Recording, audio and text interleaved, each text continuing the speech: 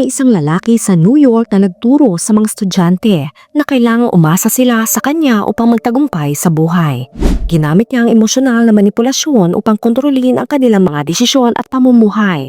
Isa pa nga sa kanila ang napilitang ibenta ang sarili dahil naniniwala siyang ito ang makakabuti para sa kanya. Sa una, akala ng mga estudyante ay makikinabang sila sa tulong ng lalaki. Pero sa bandang huli, kabaliktaran ang nangyari.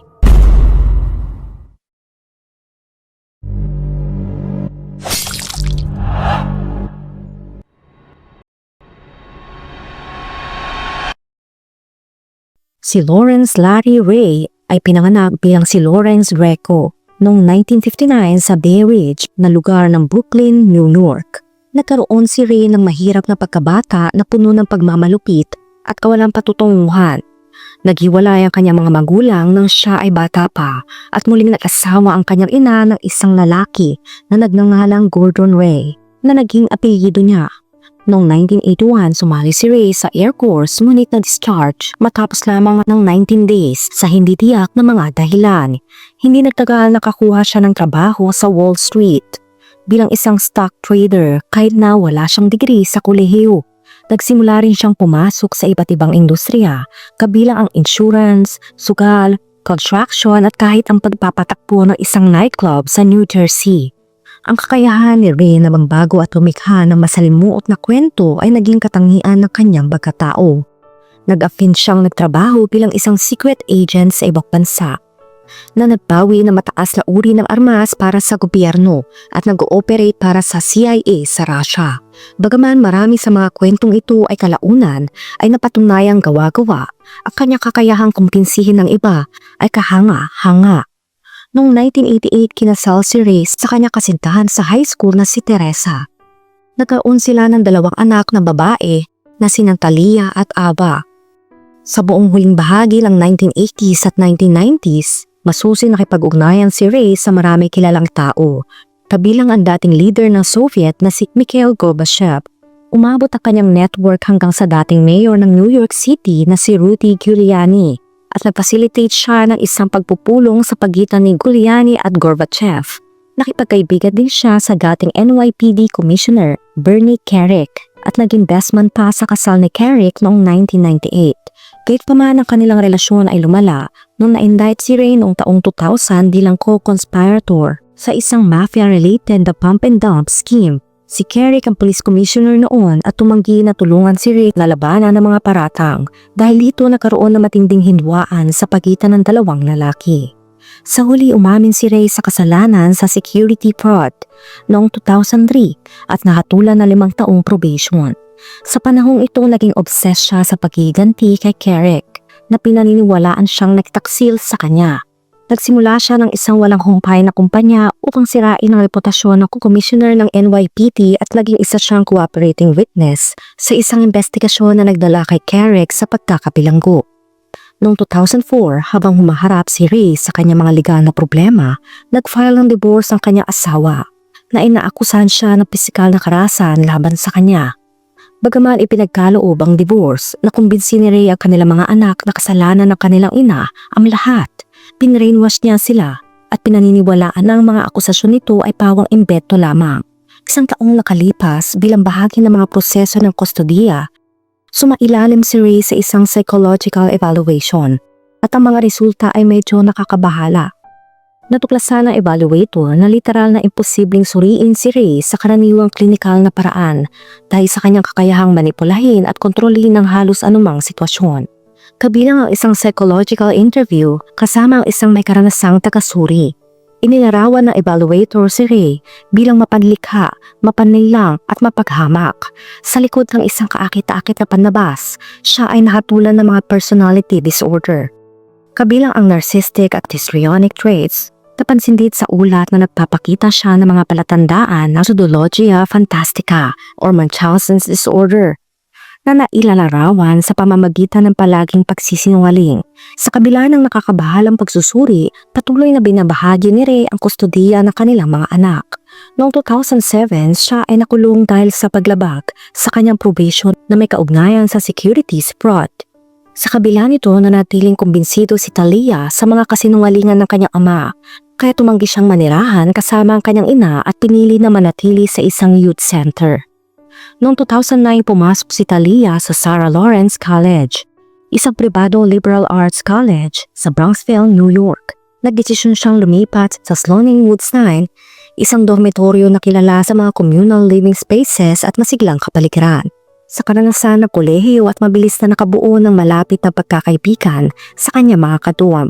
Bagaman masaya ang kanilang samahan, hindi nila maiwasang mapansin ang labis na pagka-obses ni Talia sa kanyang ama. Si Talia ay talagang nahumaling kay Larry, na kanyang itinuturing na perpektong ama na maling nahatulan. Madalas niyang ibinabahagi ang kwento tungkol sa kanyang ama na nagsilbi sa gobyerno at matapang na lumaban sa mga tiwalil opisyal. Ayon kay Talia, si Ray ay nakulong dahil sa mga gawa-gawang paratang na ipinataw ng mga makapangyarihang kalaban na kanyang naengkwentro. Sinabi ni Talia na ang kanyang ama ay malapit nang makalaya mula sa kulungan at nangangailangan na matutuluyan. Humingi siya ng pahintulot sa kanyang mga kasamahan sa dorm kung pwede siyang pansamantalang makatira sa kanila. Bagaman nakita nilang kakaiba ang kahilingan, pumayag pa rin sila. At naisip na ito ay isang panandalian lamang. Sa pagsisimula ng ikalawang taon ni Talia noong September 2010, lumipat ang kanyang ama sa kanyang dorm. Sa panahong iyon, ang iba pang nakatira ay kinabibilangan ni Santos Rosario, ang dating kasintahan ni Talia na may pamilya na nagmamay-ari ng maliit na travel agency sa Bronx. Ang isa pang kasamahan ay si Daniel Levin, isang introverted na individual mula sa New Jersey na nangangarap na maging manunulat. Kasama rin nila si Koja Drury, orihinal na mula Los Angeles. Kilala siya sa kanyang pagiging malikhain at kakayahan sa pagkukwento. Siya ay mahigpit na pinalaki ng kanyang mga magulang. Bagaman lumaki siya sa kakaibang kapaligiran, itinuturing pa rin siya ng kanyang mga kaibigan bilang palakaibigan at mapagkumbaba. Kasama sa grupo si Isabella Pulok, na tulad ni Claudia ay galing sa isang mahigpit na pagpapalaki sa San Antonio. Agad na naging malapit si Talia at Isabella at naging magkaibigan. Pagkalipas ng ilang araw, ang 50 years old na si Ray ay nakisama sa grupo ng mga kabataang nasa edad 19 to 20 years old. Nagluluto siya ng steak para sa kanila, nag-o-order ng mamahaling take-out at nagkukwento tungkol sa sinasabing dating buhay niya bilang isang CIA agent at marine. Mabilis siyang nakuha ang papel bilang ama ng grupo. Nagpapakita ng mga pelikula para sa kanila, nagbibigay ng biglaang lectures at nag-aalok ng kanyang payo at gabay. Ipinakilala niya ang sarili bilang isang self-improvement guru na makakatulong sa mga estudyante na maabot ang kanilang buong potensyal gamit ang kanyang quest for potential na pilosopiya. Ngunit ang maganda niyang simula ay unti-unting nagbago sa masamang gawi.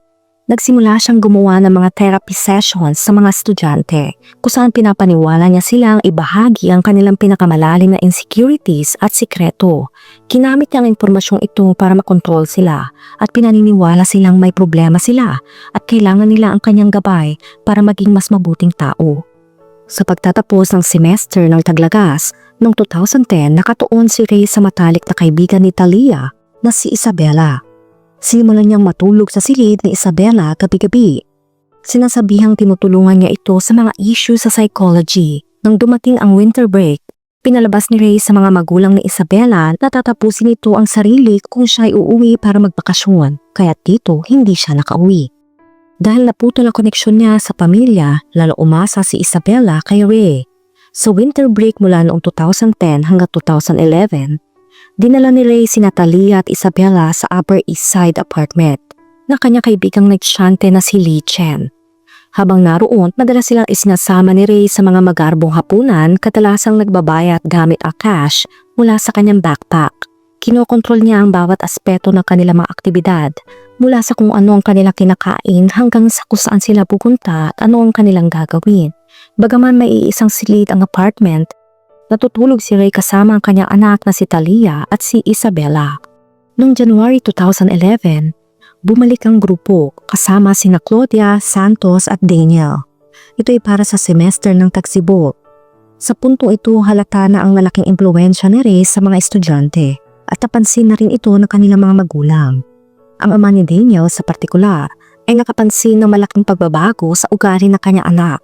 Habang masiglang binabahagi ni Daniel ng mga natutunan niya mula kay Ray, nakaramdam ang kanyang ama ng pangamba at tila nakita niya ang mga palatandaan ng isang kulto sa kanilang grupo. Sa isa pang pagkakataon, naglakbay ang ina at tita ni Isabela papuntang New York upang makipaghapunan kasama si Isabela at Ray. Sa buong gabi, si Ray ang may kontrol sa usapan at napansin nilang labis ang paghanga ni Isabela sa kanya.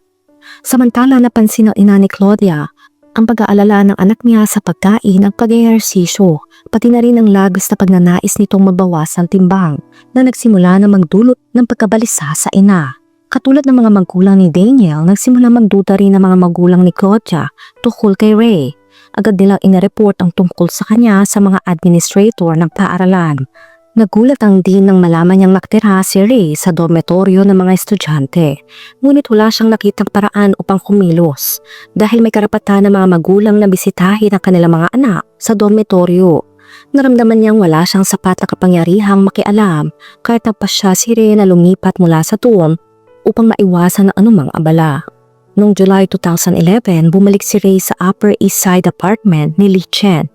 At sa pagkakataong ito, sinamahan siya ni Natalia, Isabela, Daniel, Claudia at Santos. Sa nakasanayan ng ayos, natulog si Ray sa iisang kwarto kasama si Natalia at Isabela, habang iba naman ay nasa isang malaking kutsyon sa sala. Ngayon wala na sila sa campus, lalong pinalakas ni Ray ang kanyang kontrol sa mga estudyante. Anya, talaga namang nasa isang saradong sistema kayo, nakahiwalay kayo sa mundo, maaring nasa gitna kayo ng Manhattan, pero nasa isang binagong realidad kayo. Araw-araw ginising ni Ray ang grupo gamit ang isang partikular na kanta, nagpapakita ng kanyang kontrol.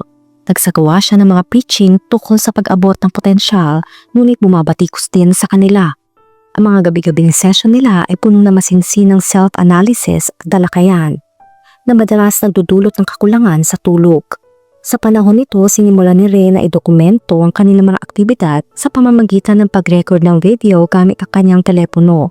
Sinasabi ni Ray, itong mga narcissist na ito ay gustong-gusto ang sarili nila, kaya lahat gusto nilang i-record para may patunay sa mga nagawa nila.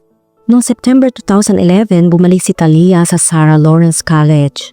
Ngunit ang iba pang mga estudyante ay nanatili sa apartment kasama si Ray. Isang bagong miyembro na si Ivan Goicoechea ang sumali sa grupo. Siya ay ex-boyfriend ni Talia na naging tagasunod ni Ray na kumbinsing sundin ang payo niya at mag-enlist sa Marines. Pagkatapos ng serbisyo sa Afghanistan, bumalik siya sa apartment na may dala pa ring PTSD at umaasang matutulungan siya ni Ray.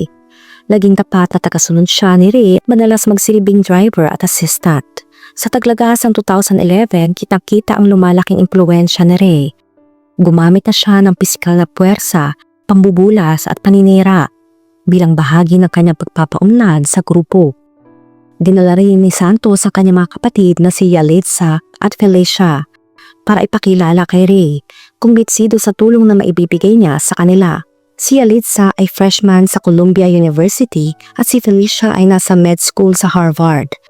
Sa kabila ng kanilang magagandang karera, napaniwala ni Ray ang mga ito sa kanyang mga ideya.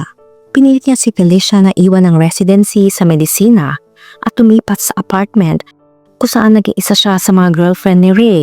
Kalaunan sumunod si Yalitza at sumali sa grupo. Samantala, ang may-ari ng apartment na si Lee Chen ay nagiging lalong nag-aalala. Nakita niyang pinapaayos ni Ray ang apartment nang walang pahintulot niya na nagbigay pa ng dagdag na kaba sa kanya tungkol sa mga nangyayari sa kanyang pag-aari. Sa huli, napilitan si Chen na magsampa ng kaso laban kay Ray sa New York County Civil Court para mapaalis siya. Gayunpaman, tumagal pa ito ng ilang taon bago tuluyang magkaroon ng desisyon, habang sina Felicia at Yalitza ay una munang nasiyahan sa kanilang pagsali sa grupo. Ngunit kalaunan ay naramdaman nila ang matinding pagkontrol at pressure ni Ray na nagdulot ng matinding paghihirap sa kanila. Isang beses nagkaroon ng insidente kung saan sinubukan ni Felicia na voluntaryong tapusin ang kanyang sarili. Ngunit sa kabutihang palad ay napigilan siya. Sa kabila nito, nagawa pa rin ni Ray na kumbinsin na manatili sa grupo. Noong spring ng 2013, si Daniel ay tahimik na lumayo mula sa grupo. Ngunit hindi niya inulat ang mga nangyari kay Ray sa mga otoridad dahil sa takot. Sa parehong panahon, binala ni Ray ang ilan sa kanyang mga biktima na sina Santos, Yalitza, Felicia, Isabela at Claudia sa bahay ng kanyang amain sa Pinehurst, North Carolina. Doon pinilit sila magtrabaho ng mabibigat na gawain para ayusin ang ari-arian. Kontrolado ni Ray ang kanila pagkain at may kandado sa refrigerator na nagpapahintulot lamang sa kanila na kumain kapag pumayag siya. Nagtrabaho ang mga estudyante sa mahabang oras, madalas sa ilalim ng malakas na ulat, gamit ang mga kagamitan na hindi nila alam gamitin. Pinaniwala sa kanila ni Ray na nasira nila ang mga kagamitan, kaya pinilit silang magbayad ng malaking halaga para sa mga pag-aayos. In-interrogate niya sila na maraming oras hanggang sa mapilitan silang umamin sa mga bagay na hindi naman nila ginawa, habang nire-record ang mga pag-amin ng mga ito. Sa ilalim ng panluloko ni Ray, sinabi nila Santos at ng kanyang mga kapatid sa kanilang mga magulang na may utang sila na humigit kumulang $20,000 para sa pag-aayos. Nakumbinsi ni Ray ang kanilang mga magulang na magbigay ng malaking halaga mula sa kanilang ipon.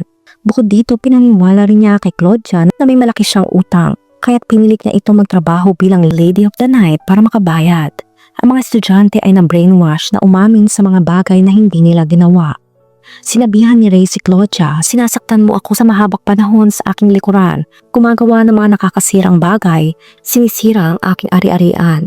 Sa puntong ito, kahit pa may matinding pasasabi si Claudia nang ayaw ko na, ay wala siyang magawa sa ilalim ng kontrol at pananakot ni Ray.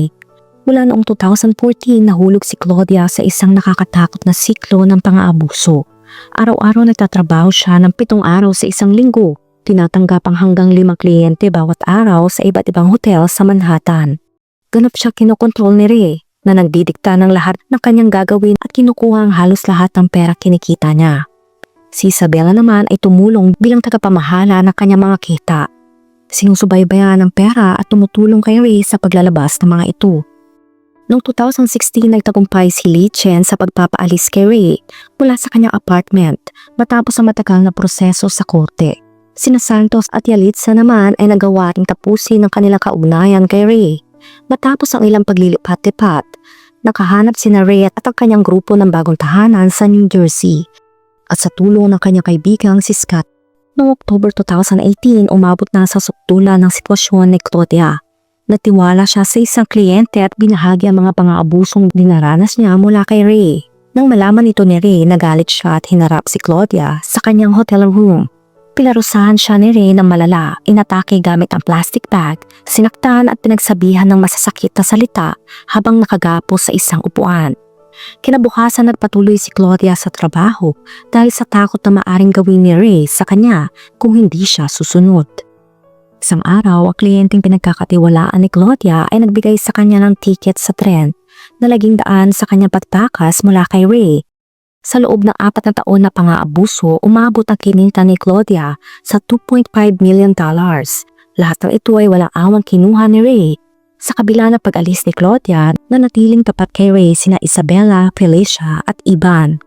Noong 2019, nagsimula ang mamamahayag na si Ezra Marcos na imbestigahan ng mga bulong-bulungan tungkol sa mga aktibidad ni Lawrence Ray sa Sarah Lawrence College.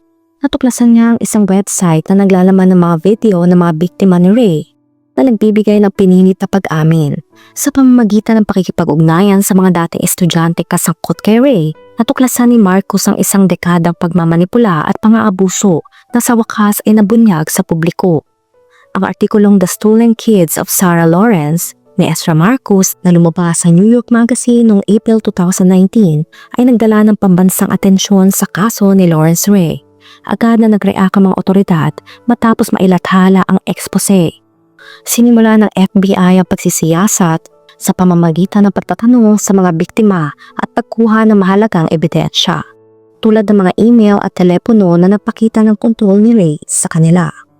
Ang kanilang investigasyon ay nagtapos noong February 11, 2020 nang sinalakay ng mga ahente ng FBI at mga opisyal ng NYPD ang tahanan ni Ray sa Piscataway, New Jersey. Dito inaresto si Ray at nakumpiska ang maraming ebidensya tulad ng hard drives, cellphones, laptops at mga tala tungkol sa kanyang ilegal na aktibidad. Ang dami ng nakuwang ebidensya na naging matibay na batayan sa mga kaso laban sa kanya.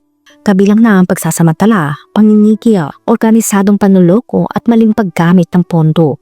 Ayon kay G.F. Berman, U.S. Attorney para sa Southern District ng New York, si Ray ay nagpahirap sa mga kabataang babae at lalaki para sa sariling pinansyal na interes sa loob ng halos isang dekada. Nang malaman ni Ivan ang pag-aresto kay Ray, labis siyang nadismaya at sa kasamang palad ito'y voluntaryong tinapos ang kanyang sarili. Nagsimula ang pamilitis ni Lawrence Ray noong March 2022. Sa hukuman, ibinakita ang kanyang sariling mga recording sa nadodokumento na pang-aabuso at pagmamanipula niya. Pinatunayan dito na humigit kumulang $1 million ang nakuha niya mula sa 5 biktima at pinilit niya si Claudia na magtrabaho hanggang kumita siya ng higit $2.5 million para sa kanya.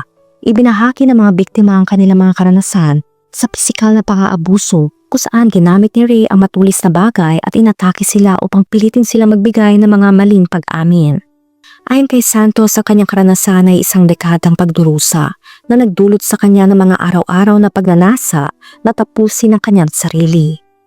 Sa pagtatangka ng defense team ni Ray, sinubukan nila kumbinsihin ng mga hurado na naniniwala si Ray na ang kanyang mga biktima ay mga masasamang tao na naglilingkod sa kanyang mga kaaway. Ngunit napakabigat ang ebidensya laban kay Ray kaya't hindi ito tinanggap. Pagkatapos sa isang linggong paglilitis, nahatulan si Ray ng mga hurado sa lahat ng 15 na kaso. Noong January 2023, siya ay hinatulan ng 60 years sa bilangguan dahil sa kanyang malala at mapanilang na gawain. Si Isabella na tumulong kay Ray ay hinatulan ng 4 na taon at kalahati sa bilangguan. Habang si Talia na walang kasong isinampa laban sa kanya ay pinangalan ng co-conspirator. Ngunit hindi ito kinasuhan sa insidente.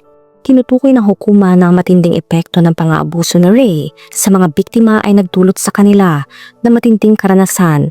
Ngunit ngayon ay nagsisimula na sila makabangon.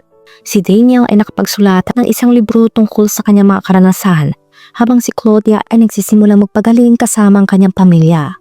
Si Felicia naman ay nakatapos ng kanyang residency at ngayon ay isa ng doktor.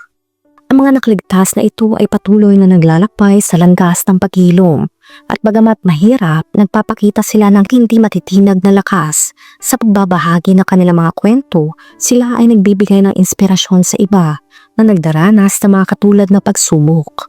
Sabi ni Claudia, pakiramdam ko ako ay isang bagong tao. May pamilya ako, may nakaraan ako, may future na ako na dati ay wala. Matagal akong nakulong, nakatago sa lahat, pero ngayon nakalabas na ako at nakakita ng liwanag. Ikaw, ano masasabi mo sa kwento natin ngayon? Sapat ba ang kaso kay Lawrence Ray? Let me know sa comment section. Kung nakaabot ka sa video na ito ay maraming salamat. Huwag kalimutan mag-like, share, subscribe, and turn on the notification. Ingat ka palagi. Ciao!